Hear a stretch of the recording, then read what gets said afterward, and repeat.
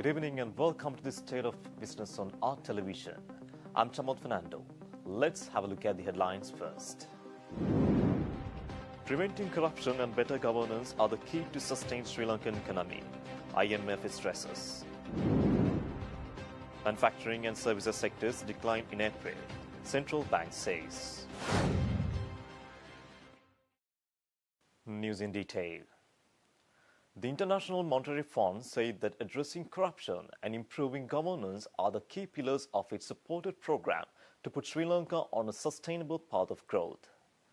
IMF Director of Asia and Pacific Department Krishna Srinivasan said this at the media briefing held in Colombo yesterday.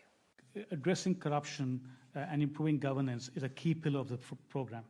So, one, you can't disentangle the two. So, to the extent that we're addressing these issues in the context of the program, it should give, support to the reform effort. I think when you have a financial crisis, when you have a crisis of this proportion, there's often a permanent loss. But that can be addressed through structural reforms and so on. So the phase we are right now is macro stabilization, macro fiscal stabilization, right? Once that is achieved, and also as part of that, concomitantly, we could talk about structural reforms, which will help address these longer-term growth issues. The IMF Director of Asia and Pacific Department, Krishna Srinivasan, also says the support program is an opportunity for all Sri Lankans to work together through the crisis to restore economic stability and put the country on a sustainable growth path. He said this at the media briefing held in Colombo yesterday. The reform program supported under the EFF arrangement is built on strong policy measures and prioritizes 5 key pillars. First, an ambitious revenue-based fiscal consolidation. Second, restoration of public debt sustainability.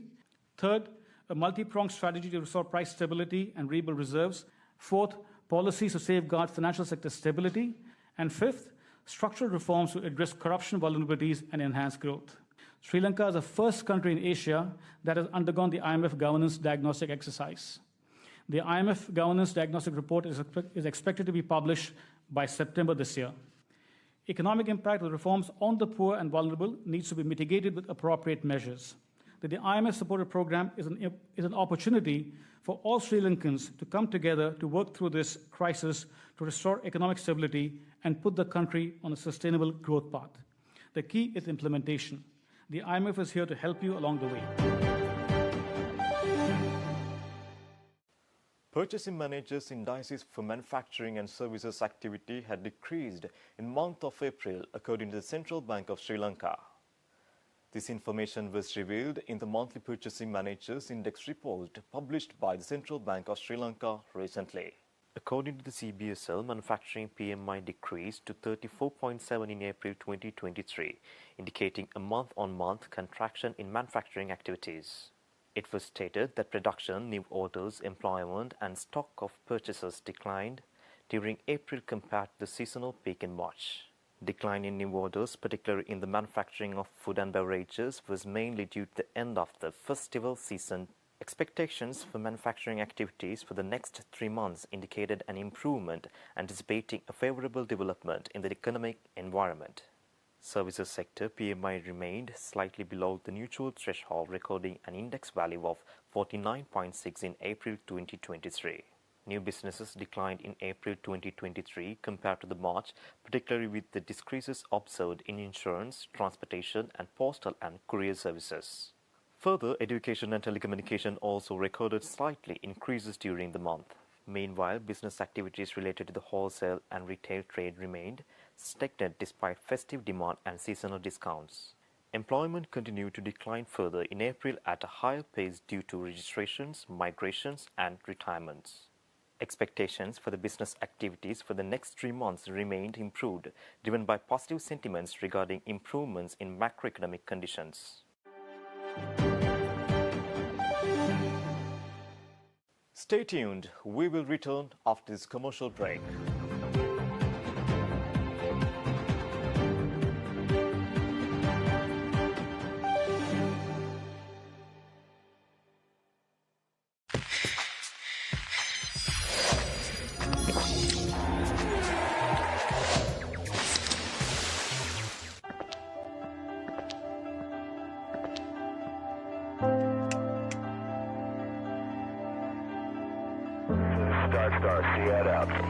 IWS Aviation.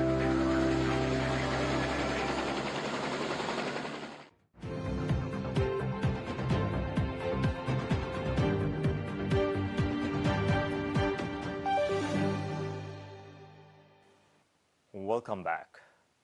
Power and Energy Minister Kanchana Wijesekara announced that the proposal of the Ceylon Electricity Board to the revised electricity tariffs has been handed over to the Public Utilities Commission of Sri Lanka.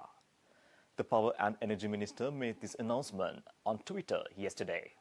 The minister said the Ceylon Electricity Board submitted the proposal according to the government's policy decision and tariff filling requirements to adjust the tariffs biannually on the 1st of January and the 1st of July.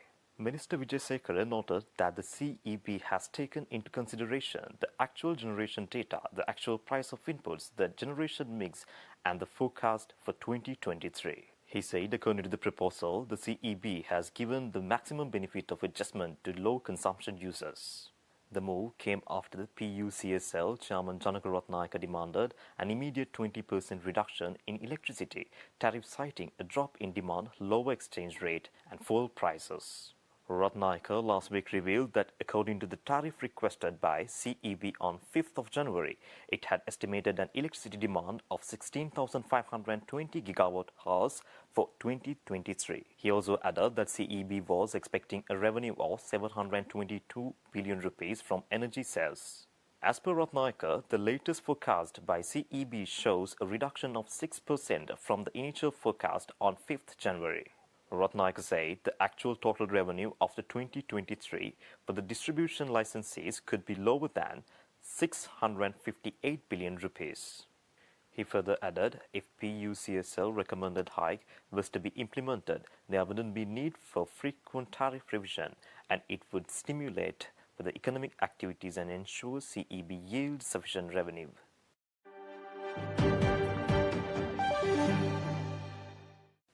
The Ceylon Teachers Union General Secretary Joseph Starling claims that the government had not yet made payment for the scrutiny of answer script to teachers. The union leaders made these claims in a statement that was released yesterday. The Ceylon Teachers Union expressed displeasure that the payment that had to be made to the staff members who performed their duties scrutinizing GC advanced level and audio level answer script have not been completely settled yet. General Secretary Joseph Starling said that 2.5 billion rupees had not been paid for the scrutiny of answer script and it could hamper for future exam duties. The scrutinizing of answer scripts for several subjects had begun after a long delay, which occurred due to a delay in settling the advance payments for the officials. The commencement of exam duties yesterday was delayed at nearly 13 examination centers, though the examination department had agreed to pay off the advance payment as soon as possible. The CTU warned that if the payments were not settled in time, it would directly affect the scrutinizing of answer script of the remaining subjects. Starling claimed that the 2022 O-level examination is scheduled to begin on May 29 and that any failure to make the payments would affect the national examinations. Therefore, the CTU requested that the ministry should take immediate steps to settle this issue for the smooth release of the exam results.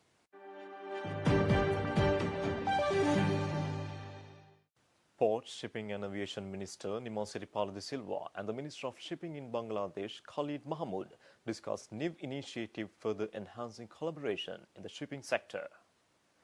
The discussion took place during a meeting held between the two ministers on the sidelines of the Indian Ocean Conference in Dhaka, Bangladesh recently.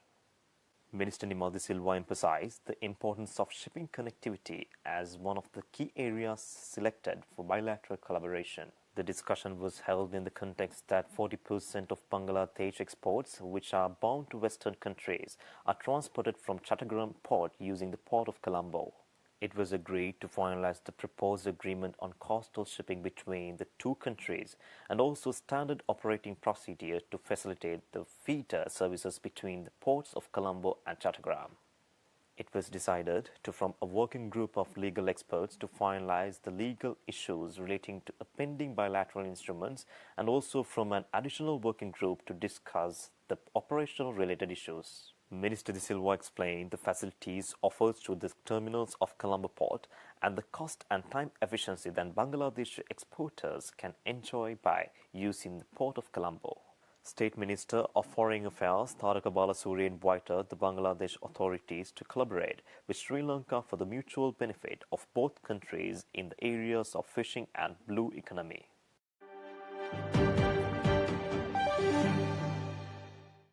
Stay tuned for the stock update.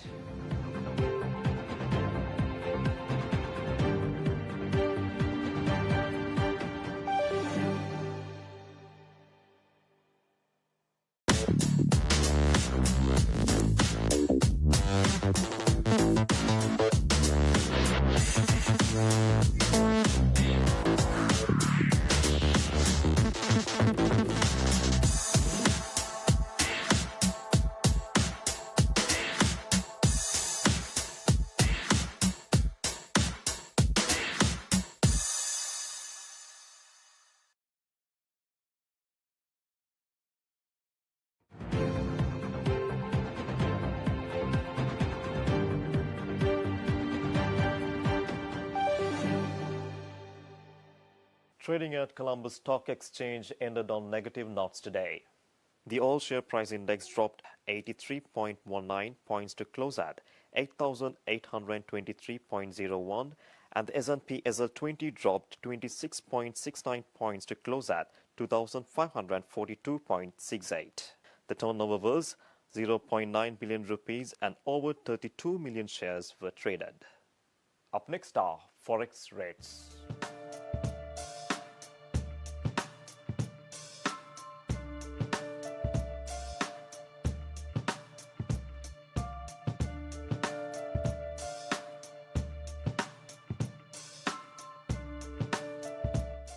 That's all our news for today, and for this and more, subscribe to our channel on YouTube. Follow us on Facebook.